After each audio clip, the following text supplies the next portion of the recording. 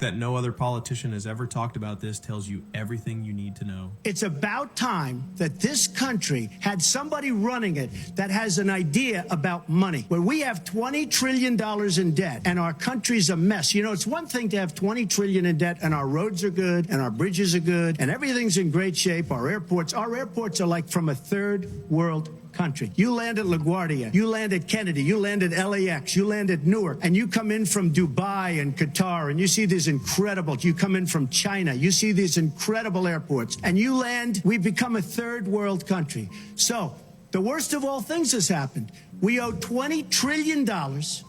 Well, you're talking to the wrong guy. Why don't you talk to the administrator at NASA? We're passengers. We're guys going on a flight. This is when I had a sit-down interview with him, and I showed him the footage, which he helped photograph. The fake footage of being halfway to the moon. He says, "How did you get this? I'm going to become a famous person for having discovered this. What an ego I must have. So how could I become famous if I'm wrong?" And then he says that he was just a passenger, that him and Neil Armstrong were only passengers. I need to talk to the administrator of NASA. Well, I thought they were pilots piloting the vehicle. So all he did was orbit for 8 days. That's why he was a passenger. So he basically admitted twice that I was correct. And when he realized that, he threatened to sue me if I showed those remarks to anybody. If you show this publicly, you're open for a lawsuit. Okay? The growing human population. Because where we are, there's nothing else. And do you have views about what should be done about that? Can't you guess? Or epidemics. I mean, I don't know what it will be. But in one way or another, we are so far, globally, we are so far above the population and the consumption levels which can be supported by this planet that I know in one way or another it's going to come back down. So I don't hope to avoid that. I hope that it can occur in a civil way. We cannot hide away from human population growth because, you know, it underlies so many of the other problems. All these things we talk about wouldn't be a problem if there was the size of population that there was 500 years ago. And then after that, we've got to stabilize the population. When I was born, there were so what's wrong with the population? I mean, with too many people. That's why we have global warming. We have global warming because too many people are using too much stuff. But if there were less people, they'd be using less stuff. The world today has 6.8 billion people. That's headed up to about 9 billion. Now, if we do a really great job on new vaccines, health care, reproductive health services, we could lower that by perhaps 10 or 15%. You brought up some issues that others are reluctant to bring up. Always. All the religious groups are against me because I'm talking about population. They want more souls. I want less on the planet. Today, white people in Britain are victims of straightforward, old-school, out-and-out racism. West Yorkshire Police have blocked white recruits for police constable entry programmes. White people cannot apply. This is the same West Yorkshire Police that were accused of dragging an autistic teenager with scoliosis to a police station because she said a police officer looked like her lesbian nana. Although a later investigation said the account of the incident wasn't as initially reported and made no findings of misconduct, it did, however, ask the police officer to reflect on her actions. You comment in her own house. You've got her own camera. She hasn't said anything to you. Don't matter. She never done matter. She's getting arrested. She's getting arrested. Why are you doing it? Units coming. Don't worry. She hasn't done anything. She's autistic. I don't care. She's autistic and don't arrest her. I'm telling you, I've got units coming. She's going to be arrested tonight. Wait till the police coming out like you. So they say that they want to be more inclusive, they want to be more diverse. Well, if 23% of the population in West Yorkshire are ethnic minorities and only 9% of officers are ethnic minorities, what might that tell you? Do you think that maybe some locals might prefer Sharia law to British law? I do. The police force has gone to the dogs, and I feel very sorry for good, hard-working, brave police officers because they have to put up with absolute rubbish. West Yorkshire spent £1.4 million on diversity jobs, more than any other police force. Meanwhile, Pakistani rape gangs have been roaming the streets for goodness only knows how long. How diverse and inclusive do our police forces really want to be? I mean, gosh, they've done the Macarena at Gay Pride.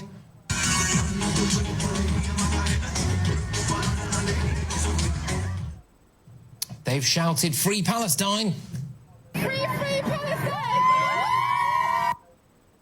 They're basking in the glory of having trans police officers. I'm trans. I've always known I'm trans, ever since I can remember. Growing up, I just pretended to be someone I wasn't. They've said Salam Alaikum and a shock round to the brothers and sisters, and they've found elders. Salam Alaikum. Good morning, everyone, and thank you to the leaders and elders that have afforded me this opportunity to speak to you personally. But it's not enough. It's not enough. No, now we have to ban the white people. Replace the word white with black or brown, and you'd have riots on the streets, wouldn't you? Which, ironically, the police would probably let happen because they wouldn't want to inflame racial tensions.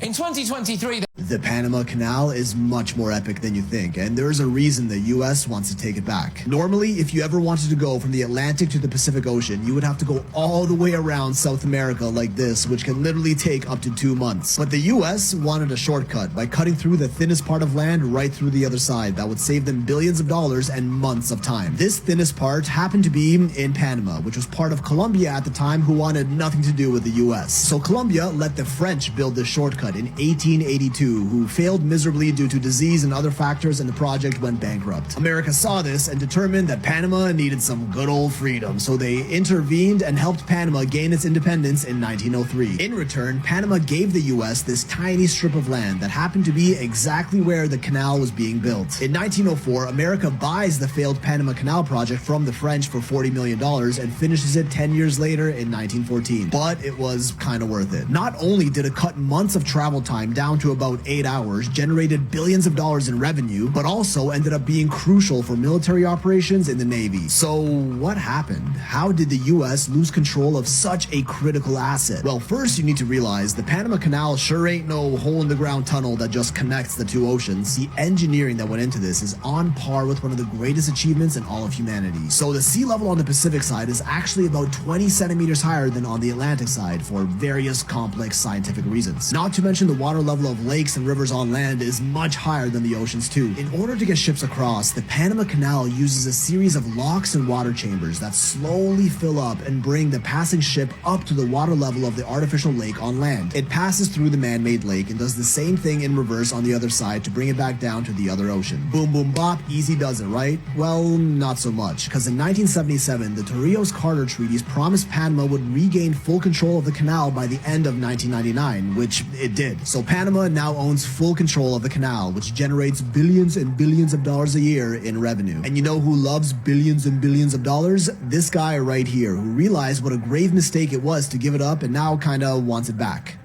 Rare historical photos. A Soviet woman who lost 7 sons during World War II in the space of less than 6 years stood with memorial bread to remember them.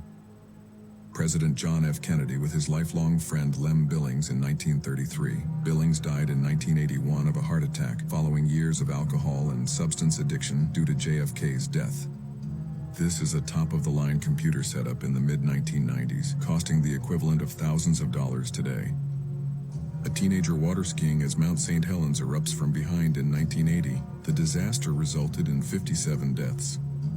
2 juvenile thieving friends are shackled alongside a police officer as punishment in Old Street, London during 1872.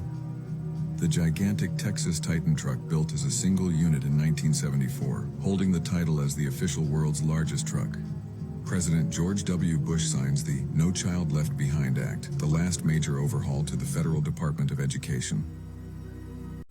This is the most suspicious thing I've ever seen. The top image is a map of people who have mysteriously gone missing, a large portion of which have been children, and the bottom map is America's largest cave systems, and a lot of this overlaps with national forests. It gets weirder with the stories of children who have gone missing and then reappeared mysteriously. The first story is from 2010 when a 3-year-old boy was staying with his grandparents at a cabin in Mount Shasta, which by the way is one of the most most active hotspots for weird disappearance. The boy's grandparents were watching him as he played in the backyard, but they looked away for allegedly just a moment, and when they looked back, the boy was gone. No screaming, no struggle, just vanished. The grandparents, friends, and family began to immediately comb through the forest and look everywhere for him with absolutely no sign. After a couple hours, the boy was found miles away in an area with such tough terrain, adults had a hard time getting there without gear, and it was too far for a toddler to walk in that amount of time, even on a flat paved road. Even stranger is that the boy had not a single scratch or bug bite, mark, dirt. He had no sunburn, literally no evidence he'd been exposed to the elements. No one has been able to come up with a semi-plausible human way he could have gotten there, but even crazier is the story he told of what happened. The boy said he was taken to a cave by his grandmother, but he knew something was off about her. Her eyes were mechanical, and he called her his robot grandmother. He claimed that the cave was filled with floating purses, spiders crawling all over the walls, and people not moving, scattered all about. Was laid on a glass table for observation and told something along the lines that he was made from the stars, and when he started to get nervous, he said his robot grandma let him leave, and that's when he was found. So many stories like this. Let me know if you want more. You know why so many military veterans wind up canceling their subscription to life? The self-inflicted kind. The Forever Dirt nap. Long before we should leave this planet. Do you know why? Because we no longer belong in the military. And we don't belong in civilian society. I am one of those veterans who has been dealing with this for quite some time. And I've been out of the military for 5 years. I did 15 years active. I did 2 years in the reserves. And I figure maybe the question that I really need to ask instead of having those detrimental thoughts is this. Civilians, will you be my friend?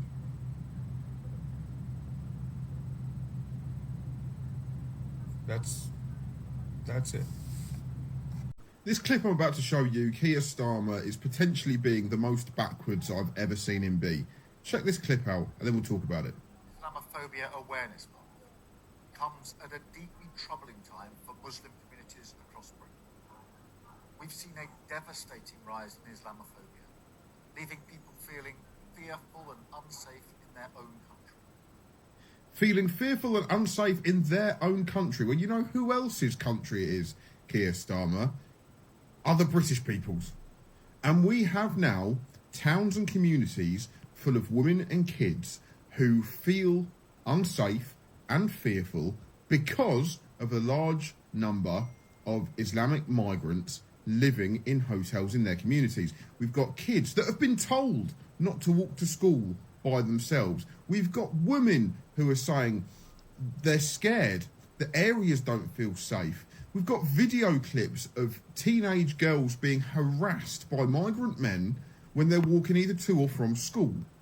There are a lot of non-Muslim British people who feel unsafe in this country because of mass illegal migration. In my opinion, the way Keir Starmer came across in that video is saying that for people like us, this isn't our country anymore.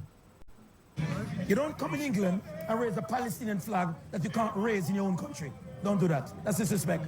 I guarantee no Muslim here go to Dubai and raise a Palestinian flag there. Even in Qatar, you can't do that. You can't do that, my friend. So why do it in Europe? Because of human rights? Because you're allowed to? Those things have to stop. You don't invade anybody's country to take over. The country is not yours. The democracy is built by the people, of the people, and voted for those people. So you come and you integrate to build a society while you build yourself. That's what the integration is for. But you can't go. Arrogant are you to think that you deserve to go through life with no one ever saying anything that you don't agree with or like? If you're so fragile that you think that a joke about someone can destroy it, you need something else then. I want people to stop saying that joke's offensive. I want them to start saying I found it offensive. Because that's all it is. You're just telling me how you feel about it. How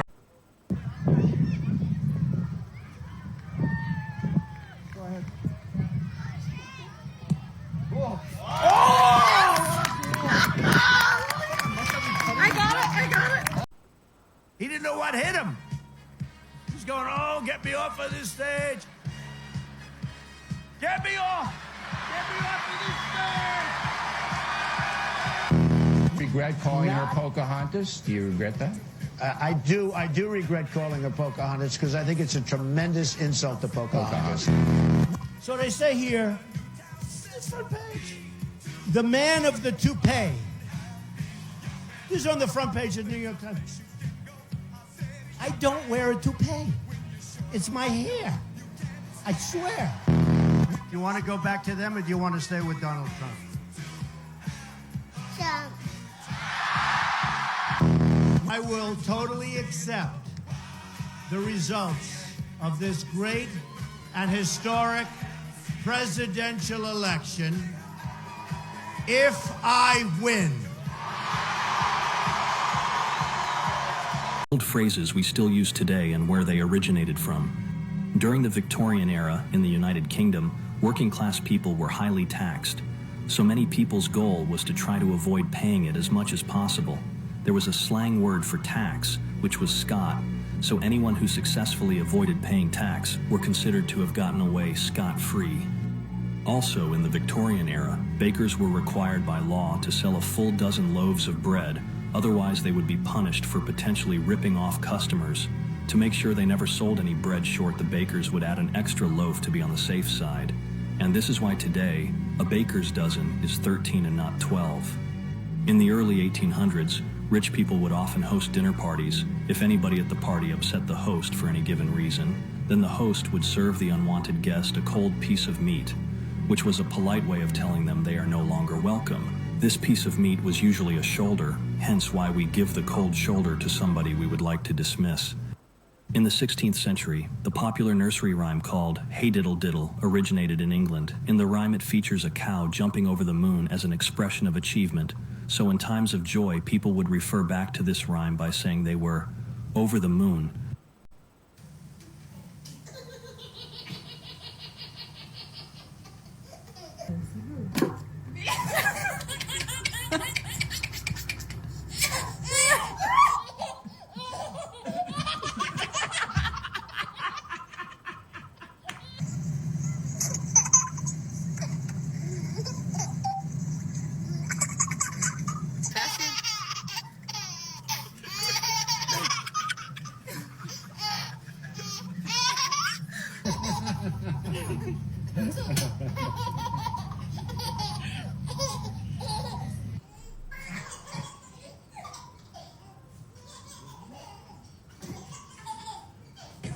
Yummy, yummy, yummy.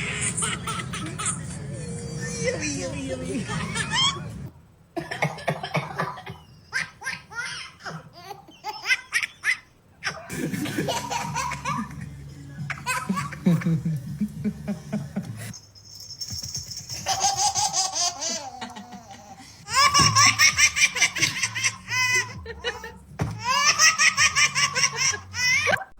Britain, the war on Christianity just went next level. Labour-run Rushmore Council just tried to ban prayer in public for people, handing out Bibles, laying hands in prayer, even with consent penalty, up to 2 years in prison. This isn't keeping the peace, this is criminalising Christianity. You might ask what this means. I'm going to tell you. In a nation built on Christian values, you can call for jihad in the streets, no problem. But prayer for someone in love and faith, jail. Britain's Christian heritage is being erased. Public faith is being outlawed. And Labour is leading the charge. This is a direct attack on the church. This is a direct attack on Jesus himself. First it was censorship, then it was hate speech laws. Now, prayer is a crime. Who's next? What's next? They want silent Christians. They want a godless Britain, and they want the state as your only authority. Britain wake up. This isn't about noise complaints. This is a spiritual warfare. Pray louder, stand stronger, never back down. Jesus is king, not the state. Rachel Reeves is facing an absolute political nightmare as Britain erupts in fury over Labour's latest move, taxing the grieving families of fallen soldiers. From April 2027, if a military member dies in service and their payout doesn't go to a spouse, the government will snatch 40% in inheritance tax. Families who have already suffered the unimaginable will now be slapped with a massive tax bill. Let that sink in. Families already shattered by tragedy will now be forced to hand over nearly half of their support money. The backlash, absolutely vicious. Furious callers on live radio annihilated Reeves, calling this move a cold-hearted betrayal of Britain's heroes. Social media is in full meltdown mode, with even lifelong Labour supporters turning their backs in disgust. And Keir Starmer, doubling down, refusing to backtrack. But as anger spreads like wildfire, Labour may have just triggered its biggest crisis yet. Is this the moment Labour completely collapses? Between 6 and 7 p.m., homes were considered private spaces. If someone knocked during that hour, it was often ignored because mealtime was seen as a moment for peace, family, and routine. Respecting that boundary was just common sense. Children were expected to remain silent in the presence of adults unless invited to speak. This unspoken rule was taught early in life. Speaking out of turn, especially during formal gatherings or meals, was seen as disrespectful. Many children were even praised for being seen and not heard, a phrase that defined generations. Before phones were widely used, punctuality meant something very different. If someone was running late, people waited, sometimes for hours. It wasn't unusual to stand on a corner or sit in a cafe without any way to check in. The idea of ghosting didn't exist. Everyone simply assumed there was a delay, not a change of heart. The Lochnagar crater is one of the most striking remnants of World War I, a vast scar on the landscape of northern France. Created on July 1st, 1916, the first day of the Battle of the Somme, it resulted from a massive underground explosion set by British forces. The British tunneled beneath enemy lines and detonated 27 tons of explosives. To this day, it is the largest crater ever made by man, sending debris over 1,200 meters into the air. The force of the blast left an enormous crater measuring 100 meters in diameter and 21 meters deep.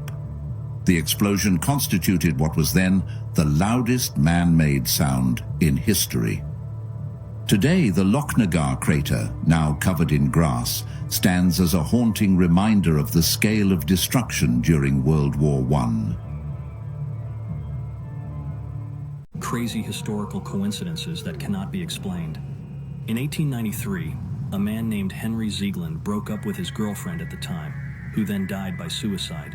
Her brother tried to kill Henry by shooting at him, but he missed, and the bullet got stuck in a tree. 20 years later, Henry Ziegland decided to cut down the tree. When it fell, the bullet was dislodged and flew out, which struck him, killing him on the exact spot where he had been shot at 20 years earlier. On August 6, 1945, a Japanese man named Tsutomu Yamaguchi was in Hiroshima for a work trip when the first atomic bomb was dropped. Despite severe burns and injuries, he managed to escape the city and return home to Nagasaki the next day. 3 days later, while on his way to work, the second atomic bomb was dropped, this time in his own city. Miraculously, he survived again and went on to live up until his death in 2010. In 1912, a woman named Violet Jessup was aboard the Titanic when it sank after hitting an iceberg. Luckily, she survived. A few years later, in 1916, she was on the Britannic when it struck a mine and sank again.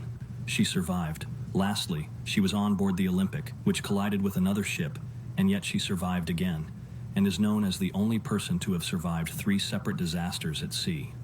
So, true story, the CIA back in the day did this experiment where they placed 18 people in a room. 17 of those people were actually CIA agents, and one of them was just an unwitting member of the public. So the person that was running the experiment showed every single person in the room a picture of a triangle. It was very clearly a picture of a triangle, and he asked every person in the room to simply state what they saw on the picture. Well, despite it clearly being a triangle, all of the agents were instructed to say square. So imagine you're in this room, 70 other people, you think that you're all off the side of the street, and they start going around, and everyone says, oh, what is that? A square, a square. What do you see? A square, a square, a square, a square. Well, by the time it gets to you, and you're the 18th person, you're going, oh, am I crazy? I see a triangle. And guess what that 18th person said? Well, they said square because they didn't want to be the crazy person in the room. That is exactly how the media works. They are the agents in the room that are repeating square, square, square, square, square, until you're supposed to just completely abandon reason and just join them and say, no, totally, that's a square. If the CIA had me in that room, I would be like, are you guys crazy? It's a freaking triangle. You guys need to get your heads checked. Why are you all saying square? Trust your gut. Your gut is God-given. In the year 1914, a British officer named Samuford was unfortunately struck by lightning, an event which resulted in the paralysis of the lower half of his body. At that time, it appeared to be nothing more than a tragic and isolated accident. However, 6 years later, while he was fishing beside a lake in the company of a friend, Samuford was once again struck by lightning. Although he miraculously survived the incident a second time, this strike caused paralysis to the right side of his body. It seemed as though fate was particularly cruel to him. 2 years after the second strike, while he was propelling himself along the seashore in a wheelchair using only one hand, he was struck by lightning yet again. This third encounter left him completely paralyzed. Even then, it appeared that lightning had not finished with him. 4 years after Samuford had passed away during a stormy night, lightning struck once more. This time, it hit his gravestone. DJI. I can't believe you think that's real. Isn't it weird that no one has circumnavigated south? Isn't it weird that they faked the 24-hour sun in Antarctica? Isn't it weird that there's camcorder, there's webcams in Antarctica where that you can watch the shadows go around, it's going, and then all of a sudden, it skips 8 hours. Every day it skips 8 hours in their summer when there should be a 24-hour sun. But in the winter, they give us the full 24 hours. And when we contact them and say, why are you cutting out 8 hours? They go, we don't have enough bandwidth. So what happened to Magellan? He just went around. What about Amelia Earhart? She literally went around the world. If you walked around Austin, does that make Austin a sphere? Damn. How about the endless documents from NASA and the military when they're not even talking about flat Earth or round Earth, they're talking about calculating the motion of missiles and high altitude aircraft. When calculating, because it's got the trajectory and the speed, it's got to be perfect. The number one rule, document after document after document. The number one rule, if you want the precise calculations of the motions of missiles and high altitude aircraft, you have to assume we're on a flat, non-rotating Earth. You have to assume that the crazy conspiracy theory that we're on some flat Earth is real to get the right numbers. Let's connect the dots, and I think you'll find this very interesting. As you know, this is King Charles, and that is his old late friend, Jimmy Savile. They were quite close. It even says it down here, look, the close relationship between Prince Charles, because he was prince at the time, he's now king, and the disgraced BBC presenter Jimmy Savile. Yeah, so they were quite close. What you won't know is this man was quite close to somebody else we know. Yeah, guess who that is? I bet you can't tell, can you? Maybe that will help? No? Okay, well, I'll have to let you know.